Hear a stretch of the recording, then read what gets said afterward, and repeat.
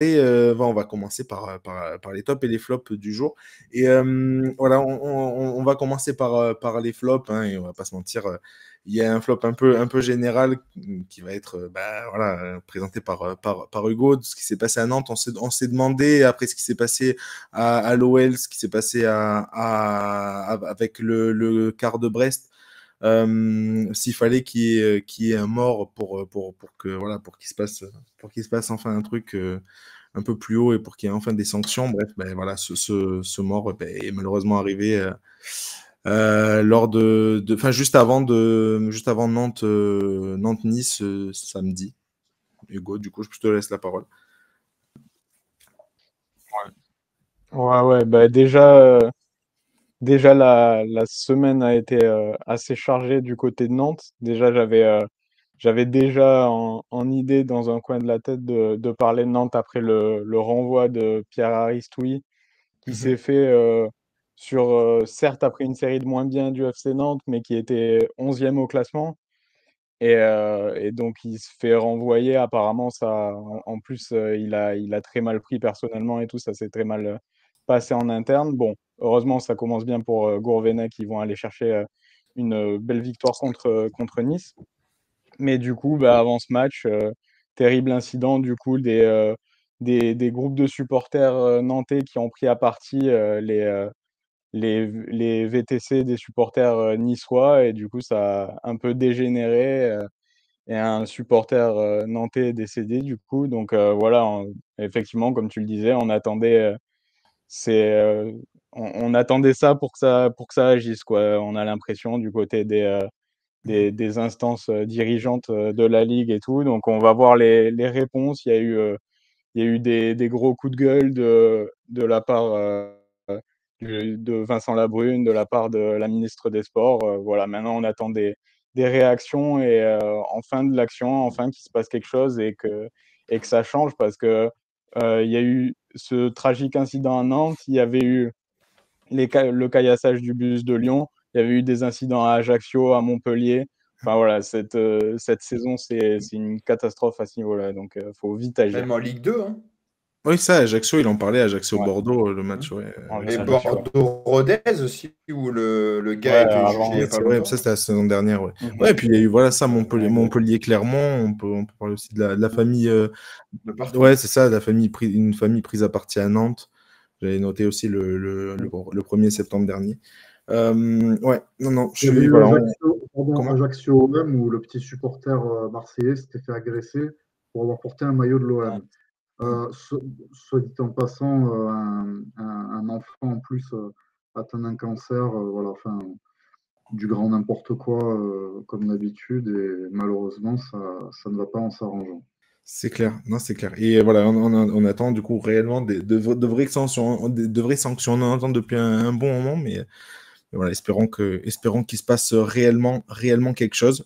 Juste pour en revenir, parce que voilà, ça reste un sujet ultra important.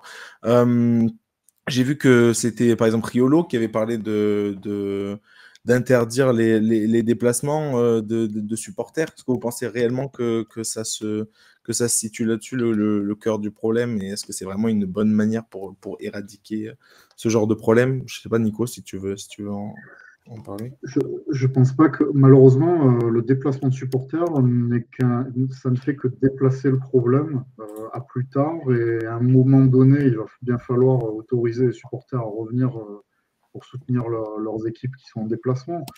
Le problème, comme vous l'avez dit en introduction, il faudrait agir. Agir, ça veut dire qu'il faudrait ne pas hésiter à mettre des sanctions envers les fauteurs de troubles. Et le problème, je pense, c'est qu'il faudrait vraiment voilà, mettre des sanctions et dissuader les individus qui seraient tentés de- de- de- d'agir face à des débordements comme ça et de dissuader ces gens-là voilà, d'agir. Et c'est vrai que si on arrivait à donner des sanctions, je pense qu'il y aurait un début de quelque chose. Alors, ça ne se règle pas du jour au lendemain, malheureusement, mais on a tellement accumulé de choses, on a tellement laissé passer de choses qu'aujourd'hui, plus on avance dans le temps, plus c'est compliqué de réagir. Et oui, puisque voilà, plus personne n'a réellement peur des sanctions, en fait. Et donc, bah, tu t'arrives dans un Et cul-de-sac. puis je voulais ajouter quelque chose, on l'a vu pardon, avec OM Lyon notamment, avec ce cassage évidemment inadmissible, c'est malheureusement on a les instances qui se renvoient la balle en fait. C'est-à-dire que personne ne prend ses responsabilités et au lieu que chacun prenne ses responsabilités, dise bon, chaque entité va jouer son rôle et assumer ses responsabilités, on a des instances qui se renvoient la balle, hein, mais que ce soit le ministère, la Ligue, la fédération. Et aujourd'hui, on est face à ces problèmes-là, un peu impuissants, j'ai envie de dire. C'est clair, et c'est bien triste d'ailleurs. Donc voilà. Bon bref, on va reparler un petit peu de choses peut-être plus joyeuses ou pas, mais en tout cas avec Greg, c'est quoi ton flop de la semaine, Greg, à toi? Et ben moi, mon flop, c'est John Textor. Alors, pas pour l'OL, parce que bon, cette semaine, il a rien fait d'exceptionnel, mais c'est pour. Bon, on va un peu en parler donc rapidement, mais c'est pour son club de Botafogo. Parce que donc, vous savez que John donc, est propriétaire de Botafogo, Molenbeek et l'OL. Et il a viré, donc bah, tu le connais bien, Ruben Bruno Lage, Bien sûr. il y a quelques semaines, alors qu'il était premier du championnat. Vous l'avez tous vu, il s'est fendu d'une super sortie contre les arbitres lors d'un match de Botafogo, justement, qui lui a valu une suspension. Et aujourd'hui, à quelques journées de la fin, et ben, Botafogo qui dominait le championnat, et ben, Botafogo est 5e pardon, avec 64 points. Palmeiras en a 69. Et ils ont plus gagné depuis le 19 octobre dernier, je crois. Voilà, donc je voulais dire bravo au John parce que franchement, son équipe était pas loin de remporter le titre. Et au final, en quelques mois, il a viré un entraîneur qui était premier. Il a fait pareil avec Molenbeek, avec Cassapa, où il a mis Cassapa à la place de l'entraîneur de Molenbeek qui avait fait monter son équipe. Voilà. Et donc voilà, donc je voulais dire bravo John qui fait n'importe quoi. Et à l'OL, malheureusement, alors pour l'instant, là, la direction a changé. Donc il y a David Friot notamment qui est arrivé au poste de directeur sportif. Voilà, donc il n'a pas trop fait n'importe quoi cette semaine. Mais en tout cas, c'est problématique et c'est embêtant pour ce qui se passe à l'OL. Et puis il y a eu aussi des banderoles qui sont sorties cette nuit. J'ai vu des banderoles un peu injurieuses et tout sur lui, disons de la part des supporters de Botafogo qui en ont marre, quoi. Voilà, donc c'était mon flop. Ok, très bien. D'ailleurs, tu t'en parlais, il y a le coach qui a été viré, mais on connaît aussi son successeur, qui est d'ailleurs aussi portugais, si je ne me trompe pas. Thiago Nunes. Exactement. Voilà. Ils ont jusqu'à 13 points d'avance hein, quand même sur le deuxième. Ouais, non, mais on parle pas beaucoup parce qu'on est en France et c'est un championnat important, mais c'est pas en Europe. Mais Botafogo, franchement, puis c'est un club historique au Brésil, hein, il y a énormément de supporters, c'est vraiment quelque chose d'énorme. Et franchement, ils se sont sabordés tout seuls, quoi. Enfin, il sait s'aborder pour le coup, là, John Textor, j'avoue. Après, c'est pas lui qui est sur le terrain, mais je pense que ça n'a pas aidé ses sorties, quoi. C'est clair. Ok, bah, très bien. On passe à Nico. C'est quoi ton flop, toi, Nicolas, ton flop de la semaine? Mon flop, c'est le Paris Saint-Germain cette semaine. Simplement, alors, c'est pas. Je pense qu'il y a beaucoup de mieux. Il y a vraiment du mieux depuis la saison dernière. Il y a une vraie progression de la part du PSG, donc c'est un peu paradoxal que je parle de flop. Mais pour moi, pour une équipe qui prétend vouloir gagner la Ligue des Champions, ne marquer qu'un seul point sur 6 possibles contre Newcastle, qui, en mon sens, c'est l'équipe la plus faible de ce groupe. C'est insuffisant. Ils font un bon match contre Newcastle au Parc, mais vous ne pouvez pas faire 31 tirs et ne marquer qu'un seul but à la 95e sur un penalty d'Mbappé. Une bonne deuxième mi-temps, hein, plus. Hein, parce que... Oui, bonne deuxième mi-temps, mais oui, tu veux dire plus que la première. Ouais, mais, la première, ouais, c'est pas ouf, quoi. Enfin, moi, j'ai pas trouvé ça... Ouais, et puis... pas trop à la hauteur, on va dire. On va reparler de Donnarumma qui fait des erreurs aussi. Donc ça oui, non, bien sûr. Mais Mbappé lui-même l'a reconnu à la fin du match. Hein, il faut être plus efficace. Pour une équipe qui, encore une fois, a de grosses ambitions en Europe, depuis que QSI est arrivé au PSG en 2011, un nul contre Newcastle, c'est insuffisant.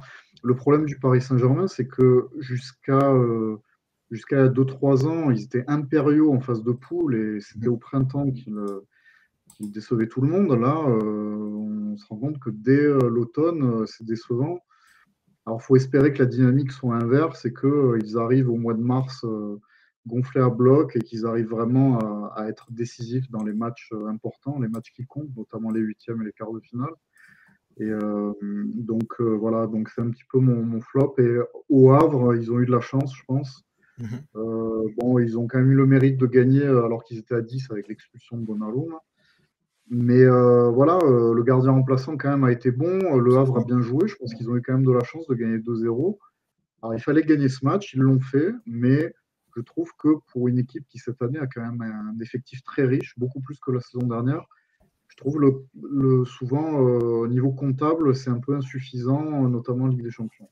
Et le match à Dortmund va être décisif évidemment. Il va falloir vraiment être très fort pour gagner là-bas. Mais Et non, dis. Non, bah, c'est pour les flops, voilà, c'était ça. Ah ouais, bon, bah, parfait. Moi, de mon côté, mon flop de la semaine, c'est la défense de Rennes. On va en parler juste après, mais voilà, Rennes a été battue 2-0 par l'OM ce dimanche. Donc voilà, et une nouvelle fois, donc c'est une erreur qui a... Enfin, c'est pas une erreur, c'est même plusieurs erreurs qui ont mis Rennes dans le mal quand même. D'abord, bon, il y a eu un penalty voilà, pour Aubameyang. Puis il y a eu voilà, un carton rouge pour un croche-pied de Wu. C'est le 4e carton rouge en 6 matchs pour Rennes. Donc c'est pas rien. Franchement, quand j'ai vu cette stat, je me suis dit, ah oui, quand même, on a 4 rouges lors des 6 derniers matchs. Et pareil, voilà, on s'était rappelé. On se l'était dit quand ça avait été Gueladoué qui avait fait voilà, cette erreur contre Lyon, qui offre presque pas la victoire à Lyon, mais qui facilite beaucoup plus le travail des joueurs à l'époque de Grosso. Enfin voilà. Bref, voilà, cette erreur. Donc c'est encore une erreur, c'est encore beaucoup d'erreurs qui pousse Rennes vers le fond. Et d'ailleurs, ben, voilà, Julien Stéphan ne s'était pas trompé et il a accablé sa défense. Je vais juste vous lire rapidement ce qu'il a dit. Mais voilà, sur leur première incursion, on concède le penalty. Je regrette aussi que, voilà, qu'on ne soit pas plus tranchant dans le deuxième but. Mais en supériorité numérique, c'est trop facile pour Unai. Voilà, on est à 4 contre 1 et il marque dans cette situation. Voilà, donc on en a beaucoup parlé de cette défense de Rennes. Un centre de formation, en fait, hein, clairement. Voilà, des joueurs vraiment jeunes et qui manquent beaucoup d'expérience. Donc voilà, donc ça paye, enfin ça paye, ça coûte cher. Et là, ça a encore une fois coûté très cher voilà, aux hommes de cette fois, Julien Stéphan. Donc voilà les flops de la semaine. On va passer au top cette fois. Et on va commencer avec toi, Hugo. C'est quoi ton top de la semaine? Mais moi, mon top de la semaine, j'avais envie de parler un peu de Thiago Silva, ce bon vieux Thiago Silva, qui bat des records chaque semaine. Il n'y a pas longtemps, c'était devenu le plus vieux joueur de champ de l'histoire de Chelsea. Là, c'est devenu le plus vieux défenseur central, défenseur tout court de l'histoire de la Première Ligue. Donc du coup, Chelsea s'est imposé 3-2 contre Brighton. Ça a été un match très serré. Ils ont terminé le match. Enfin, ils ont terminé le match. Ils ont joué une bonne partie du match à 10 contre 11 après l'exclusion de Gallagher. Et franchement, c'est le gars qui rassure la défense. Et en plus, il sort d'un match très très compliqué contre Newcastle où il avait fait deux très grosses boulettes, une en particulier. Voilà, on se posait la question, est-ce que ça allait jouer sur son mental et tout.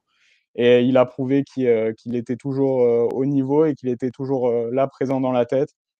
Donc voilà, pour un joueur qui est arrivé gratuitement à Chelsea, qui a gagné la Ligue des Champions avec eux, voilà, il est énorme à plus de 39 ans. Et donc voilà, petit coup de cœur pour Thiago Silva. C'est clair. Et d'ailleurs, on a tous, ou voilà, les gens qui étaient devant ces matchs de Première Ligue, on a vécu un dimanche incroyable parce que ça fait pas vraiment. Enfin, j'avais envie de le noter dans mes tops. Finalement, je vais avoir une autre petite mention. Mais voilà, j'avais quand même envie de noter ce fabuleux dimanche de football qu'on a eu en Première Ligue parce que bah, tu parlais du match donc 3-2 pour Chelsea. Il y a eu un 4-3 pour Liverpool contre Fulham qui était enfin, voilà, un match à rebondissement comme la avec Première des Ligue buts incroyables. nous offre. Ah ouais, avec des Ouais, buts.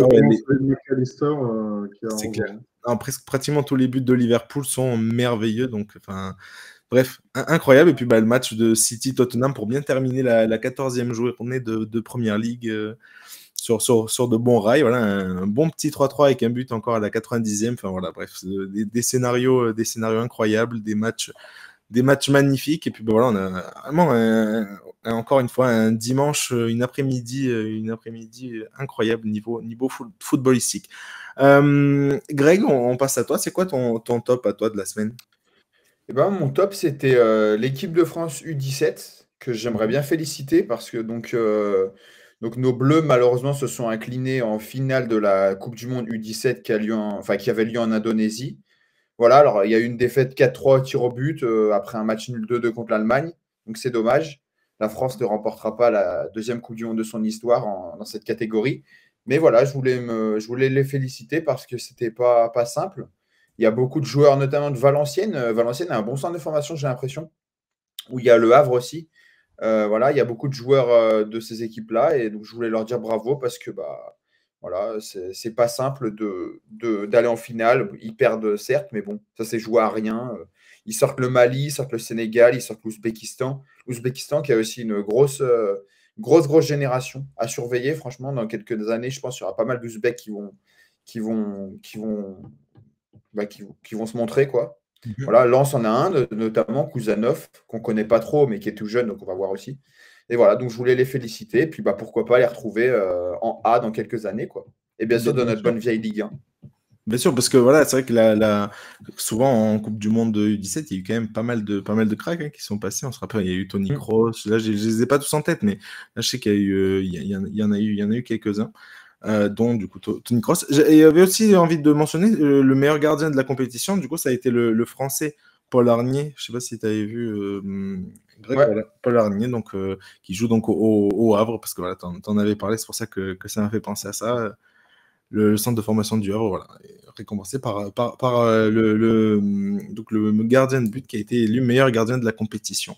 Nico, du coup, de ton côté, c'est quoi ton top à toi?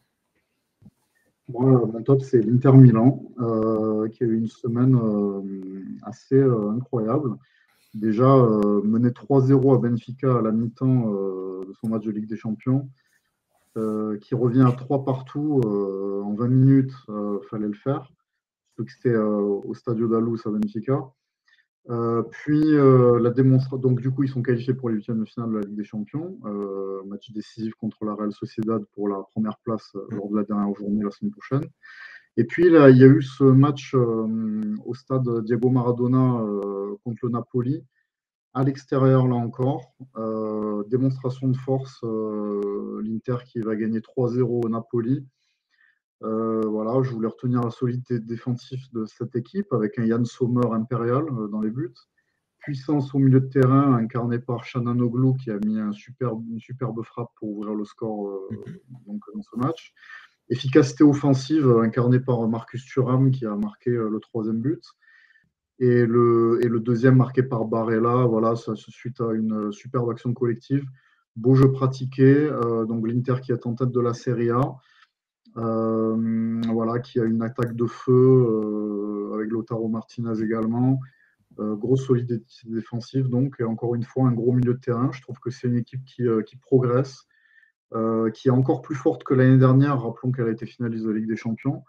Et je pense que voilà, c'est une équipe qui sera à suivre, complètement favorite pour moi en Serie A, malgré la Juve qui est derrière, mais l'Inter, pour moi, a plus de certitude dans le jeu. Et en Ligue des Champions, il faudra les suivre. Je m'enflammais hors antenne en disant peut-être pourquoi pas parmi les favoris. Bon, je pense ils sont finalistes l'année dernière, hein, c'est pas.